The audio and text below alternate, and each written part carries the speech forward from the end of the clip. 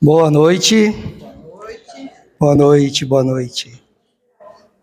É sempre uma grande honra, é uma alegria e também é uma grande responsabilidade estarmos juntos, falarmos do Evangelho, ajudados por Kardec. Peço desculpas pelo atraso, pelas questões técnicas, mas a gente vai conseguir. Vamos dar início à reunião desta noite com a leitura do Evangelho segundo o Espiritismo.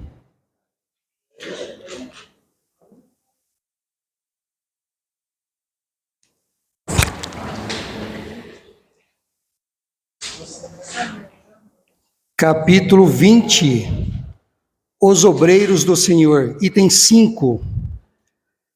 Aproxima-se o tempo em que se cumprirão as coisas anunciadas para a transformação da humanidade. Ditosos serão os que houverem trabalhado no campo do Senhor com desinteresse e sem outro móvel senão a caridade. Seus dias de trabalho serão pagos pelo cêntuplo do que tiverem esperado. Ditosos os que hajam dito a seus irmãos: trabalhemos juntos e unamos os nossos esforços, a fim de que o Senhor, ao chegar, encontre acabada a obra. Porquanto o Senhor lhes dirá: vinde a mim, vós que sois bons servidores, vós que soubestes impor silêncio aos vossos ciúmes e às vossas discórdias, a fim de que daí não viesse dano para a obra. Mas ai daqueles que, por efeito das suas dissensões, houverem retardado a hora da colheita, pois a tempestade virá e eles serão levados no turbilhão. Chamarão: graça, graça. O Senhor, porém, lhes dirá: como implorais graças, vós que não tivestes piedade de vossos irmãos, e que vos negastes a estender-lhes as mãos, que esmagastes o fraco em vez de o amparardes? Como suplicais graças, vós que buscastes a vossa recompensa nos gozos da terra e na satisfação do vosso orgulho? Já recebestes a vossa recompensa, tal qual a quisestes. Nada mais vos cabe pedir. As recompensas celestes são para os que não tenham buscado as recompensas da terra. Amigos, eu sei que agora nós estamos em uma época natalina e nós esperamos algo direcionado, né, a essa questão, e nós vamos fazer isso. Nós vamos ter algo direcionado à questão natalina, à questão do Cristo, mas um pouco diferente daquilo que a gente está acostumado, não apenas com festa, não apenas com essas comemorações externas. Vamos procurar falar do que o Cristo gostaria de nós, como foi lido aqui no Evangelho. Qual seria o melhor presente que nós poderíamos oferecer ao Cristo nessa época em que nós sentimos mais forte ainda a sua presença? Será que essas festas com amostras externas, né, de alegria, de felicidade, será que isso alegraria o Cristo? Ou será que, se ele perguntasse: quantas pessoas você consolou? De quantas pessoas você diminuiu a dor com os seus esforços? Então, eu pensei dessa maneira, então eu quis trazer algo neste sentido para essa época natalina, para comemorar esse aniversário de Jesus. Não vou fazer igual o Lauro, né? O Lauro pega lá e fala assim: nossa, eu não estou entendendo minha letra. Então eu imprimi, digitei e imprimi. Aí não tem como, né? Então vamos lá. Qual é o capítulo que eu peguei lá do Evangelho, então? O Cristo Consolador. Porque eu acho que nessa época é a época da consolação, é a época de nós levarmos algo de bom ao nosso irmão. Então vamos ver aqui algumas partes de ensinamentos que ele mesmo deixou. O jugo leve.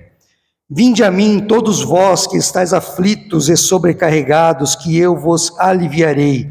Tomai sobre vós o meu jugo e aprendei comigo, que sou brando e humilde de coração, e achareis repouso para vossas almas, pois é suave o meu jugo e leve o meu fardo. Mateus, capítulo 11, versículos de 28 a 30. Então, Jesus oferece o seu jugo e o seu fardo e fala, olha, fica com o meu jugo e o meu fardo, porque é mais suave, mais leve. E eu estava lá procurando, né, o que é jugo no dicionário, né? É bom a gente dar uma pesquisada, né, gente? O espírita precisa estar com o dicionário ali do lado, né? A gente vai ler qualquer obra que a gente vai ler, a gente tem que estar com o dicionário ali do lado, né? Então, eu estava até falando na outra semana, é mistério que se faça tal coisa. Eu falei, nossa, quando eu lia, né, eu pensava assim, é mistério? Né? Não, é mistério, quer dizer, é necessário, né? Se faz necessário. E o jugo, o que é o jugo? Se for tomar ao pé da letra, o jugo é aquela canga que põe no boi, mas tem outro sentido também, né? Que é a observância de uma norma, uma regra, né? Então, Jesus também nos trouxe as regras, nos ditou algumas regras, assim, não que ele vá forçar a gente, né? A gente tem o livre-arbítrio também, mas olha, se a gente seguir essas regras, o caminho será mais suave, se não seguir, o caminho será um pouco mais difícil.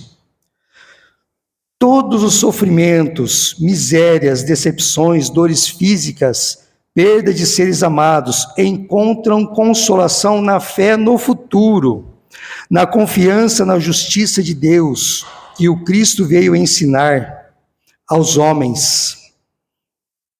Sobre aquele que, ao contrário, nada espera após esta vida, ou que simplesmente duvida, as aflições caem com todo o seu peso, e nenhuma esperança lhe mitiga o amargor.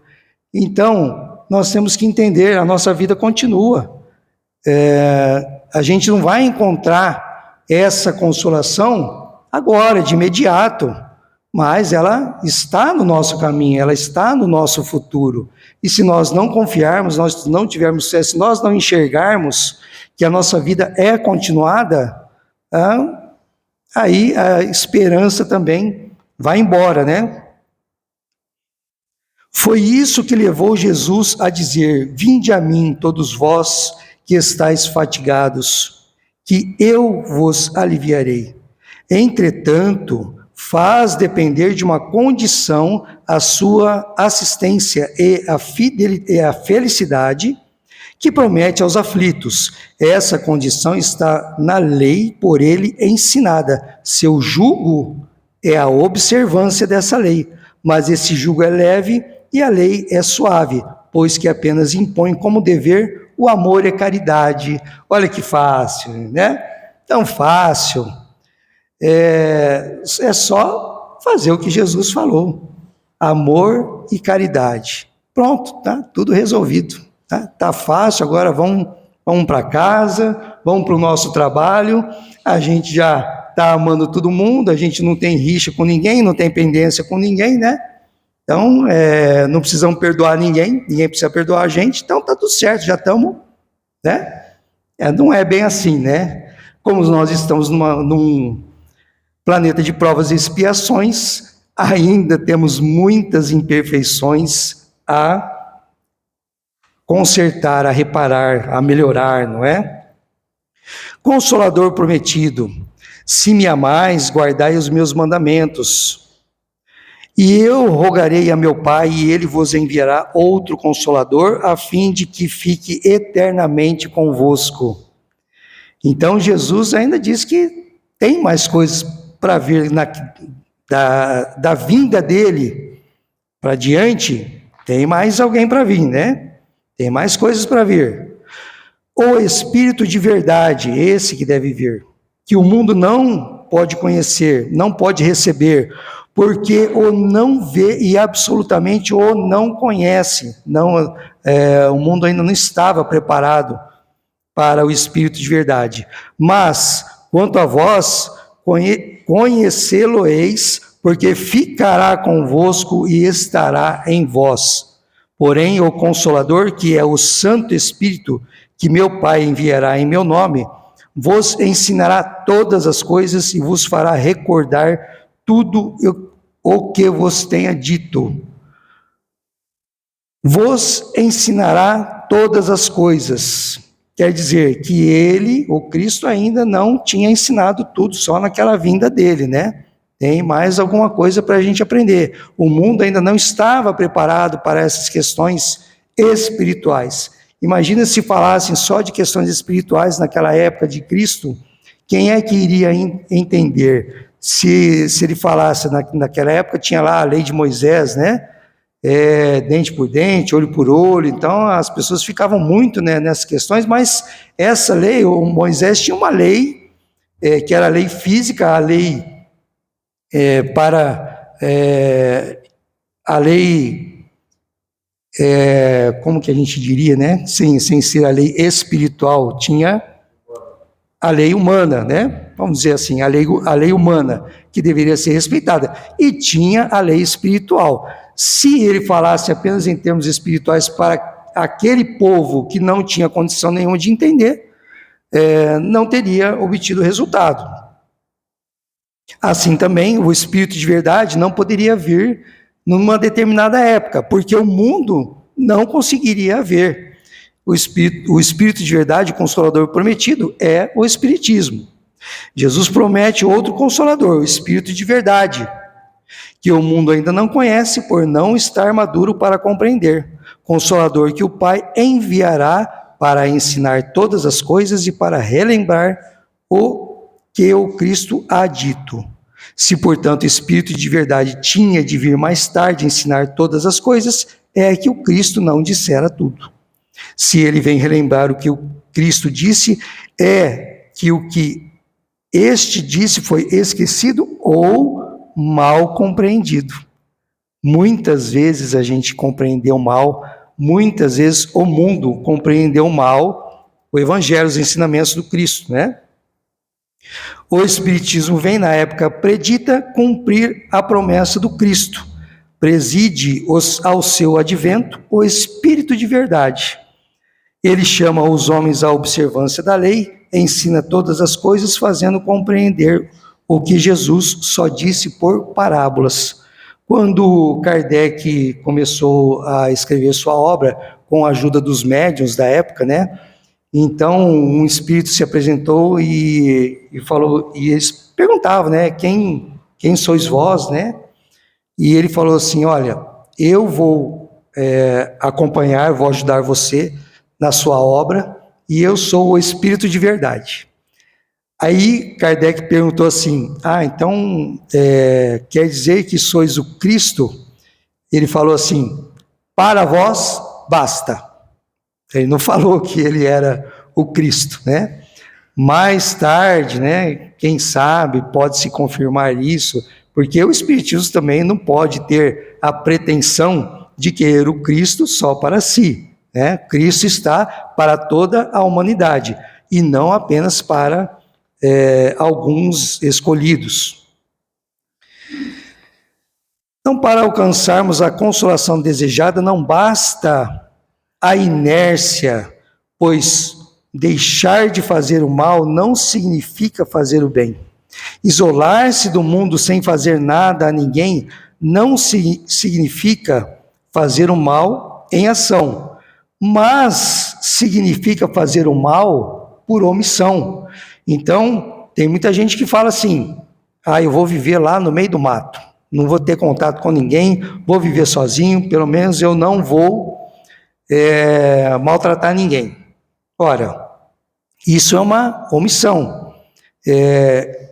A gente pode até dizer que é uma covardia, seria uma covardia alguém se eximir de qualquer questão, simplesmente não fazer nada e falar assim, não, mas eu não fiz o mal, eu não pratiquei o mal, então sou bom. Lembramos que lá na Bíblia mesmo está assim, Deus vomitará os mornos. Deus vomitará os mornos, que não é nem quente nem frio, então está fora. Então vamos tomar cuidado com isso. Não fazer o mal também não significa fazer o bem. E muitas vezes não fazer o mal, a gente se omite. Então a gente não faz o bem, então a gente está fazendo mal. Aí a gente tem que, para entender o que o Cristo pediu para nós, a gente tem que relembrar essa passagem que todos conhecem, mas nós vamos falar mais uma vez. De fato, o reino do céu é como um patrão que saiu de madrugada para contratar trabalhadores para a sua vinha. Combinou com os trabalhadores uma moeda de prata por dia e os mandou para a vinha. Às 9 da manhã, o patrão saiu de novo. Viu outros que estavam desocupados na praça e lhes disse, vão vocês também para a minha vinha, eu lhes pagarei o que for justo. E eles foram.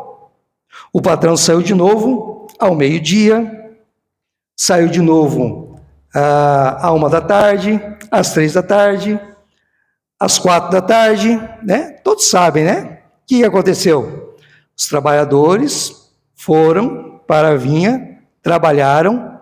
Quando terminou o dia, o patrão chamou o seu funcionário, que era encarregado do pagamento, vai lá, começa a pagar o pessoal.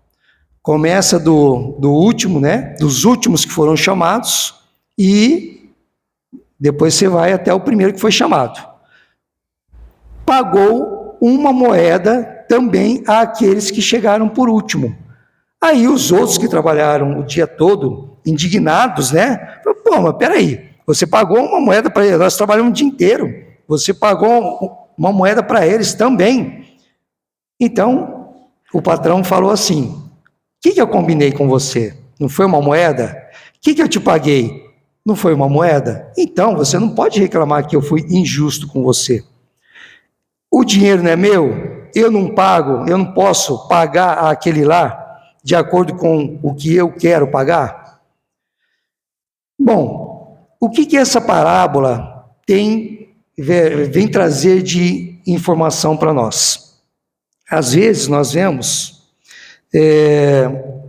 questões na nossa vida que a gente fala assim, nossa, mas isso é injusto. Só que aqueles trabalhadores não foram trabalhar, não é porque eles estavam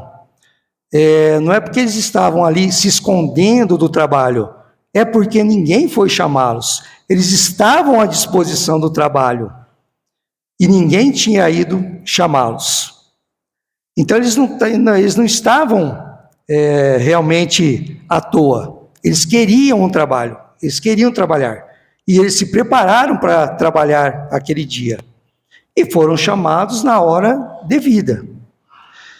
Então, assim também, para nós encontrarmos a consolação, nós precisamos estar disponíveis a levar a consolação.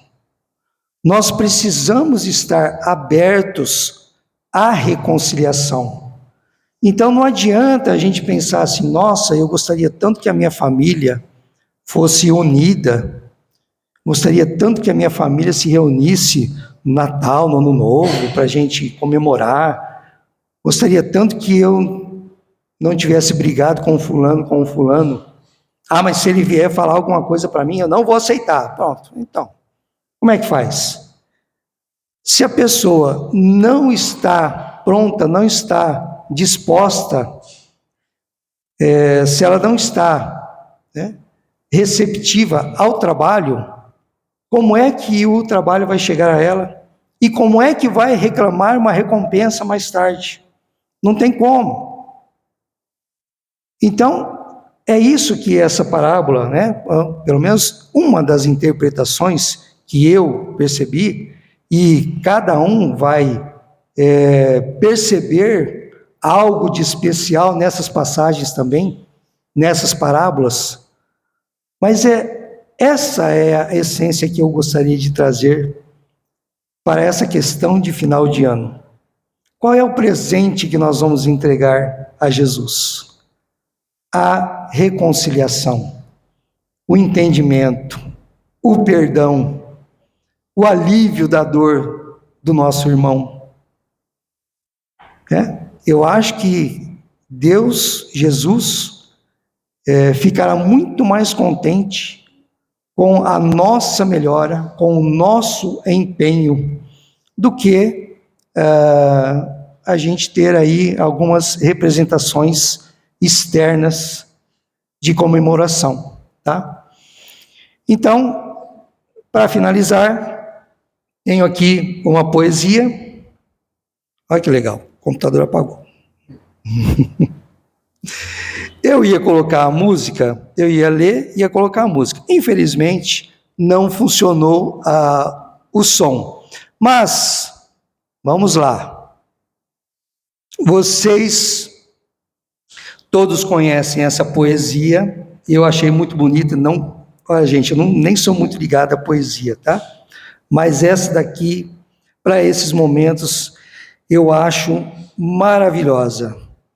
Vamos lá. Anda, quero te dizer nenhum segredo. Falo desse chão da nossa casa, vem que está na hora de arrumar. Tempo, quero viver mais 200 anos. Quero não ferir meu semelhante, nem por isso quero me ferir. Vamos precisar de todo mundo, para banir do mundo a opressão. Para construir a vida nova, vamos precisar de muito amor. A felicidade mora ao lado, e quem não é tolo pode ver. A paz na terra, amor, o pé na terra, a paz na terra, amor, o sal da terra. Terra, és o mais bonito dos planetas. Estão te maltratando por dinheiro. Tu que és a nave, nossa mãe, nossa irmã. Canta, leva a tua vida em harmonia e nos alimenta com teus frutos. Tu que és do homem a maçã. E a gente tinha lá, eu achei interessante esse ponto, porque falou, nossa, mas Adão comeu a maçã, Eva comeu a maçã e foram expulsos do paraíso. Mas Deus colocou a maçã lá. A maçã representa o conhecimento. Então, a partir de que o ser humano, a humanidade, tem conhecimento, tem consciência, então a gente não pode mais alegar que a gente não sabia, né? E o duro que o Espiritismo traz isso daí para a gente, né? Eu falo assim, é complicado ser espírita, né? É difícil ser espírita, porque aí você não pode mais colocar a culpa mais nos outros, não pode colocar a culpa no mundo, foi o outro, foi por causa de não sei o quê, não. A gente vê que a responsabilidade é nossa. Então, nós temos o conhecimento. Então, a partir do momento que nós estamos conscientes, aí a gente sabe se a gente está pecando ou não. Vamos precisar de todo mundo. 1 mais 1 é sempre mais que 2. Para melhor juntar as nossas forças, é só repartir melhor o pão. Recriar o paraíso agora, para merecer quem vem depois. é o que nós estamos fazendo, né? Nós estamos trabalhando para melhorar, para nos melhorar, para que o planeta Terra seja melhor. Deixa nascer o amor, deixa fluir o amor, deixa crescer o amor, deixa viver o amor.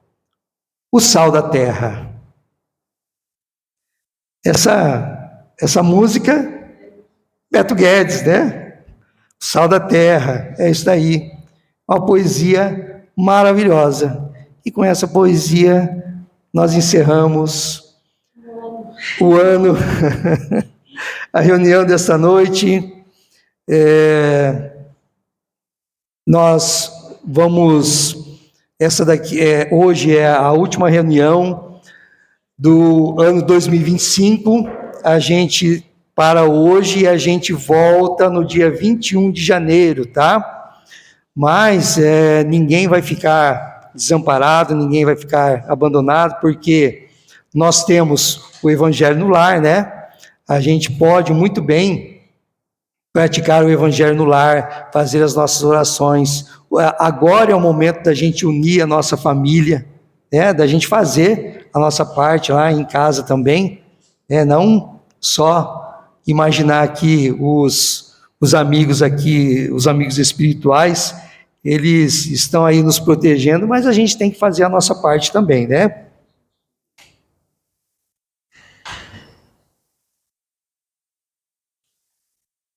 Então, assim, vamos agradecer a Deus nosso Pai, a nosso Mestre Jesus, por este momento, por essa oportunidade de estarmos juntos. Vamos agradecer a nossa família, vamos agradecer a todos aqueles que convivem conosco. Vamos agradecer por todos aqueles que nós encontramos no nosso caminho. Vamos agradecer muito por aqueles que nos trazem dificuldades, porque eles nos fortalecem na questão da paciência, eles nos dão oportunidade de sermos mais compreensivos. A nossa família é a grande oportunidade da reconciliação daqueles que viveram por séculos em lados opostos, esquecendo de se amar. E Deus, em sua infinita misericórdia, sempre traz novamente essa oportunidade. Porque um dia Ele sabe, um dia nós vamos acertar, um dia nós vamos conseguir. Nós vamos conseguir amar, nós vamos conseguir respeitar, nós vamos nos reconciliar, nós seremos uma só família. Obrigado, Mestre, obrigado, Senhor, obrigado, Jesus. Obrigado a todos que enviaram boas vibrações, que essas vibrações também sejam estendidas a todas as pessoas que amamos, a todas as pessoas que conhecemos, ao nosso país, aos nossos dirigentes, que eles sejam iluminados para que possam agir com amor, com dedicação, levando esta grande nação, levando o mundo adiante, não só materialmente, mas espiritualmente também. Obrigado, Senhor, pela nossa vida, por tudo o que proporcionastes, pela sua caridade, pelo teu amor, que nós possamos aprender a amar com o teu exemplo também. Obrigado. Hoje nós não teremos os passes de tratamento lá dentro da sala, tá? Os passes serão todos aplicados aqui no salão mesmo, mas quem está em tratamento, não se preocupe, porque o tratamento acontecerá aqui mesmo no salão, tá? Não é que não vai acontecer o tratamento, sim, vai acontecer o tratamento, só que será aqui no salão.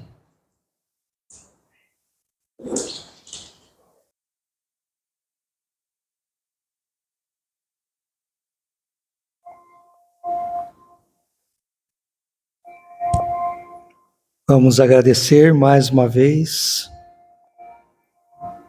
por esse bálsamo recebido, que nós possamos nos renovar para podermos levar por onde formos a luz, a caridade, a esperança, boas palavras, amor, por onde formos.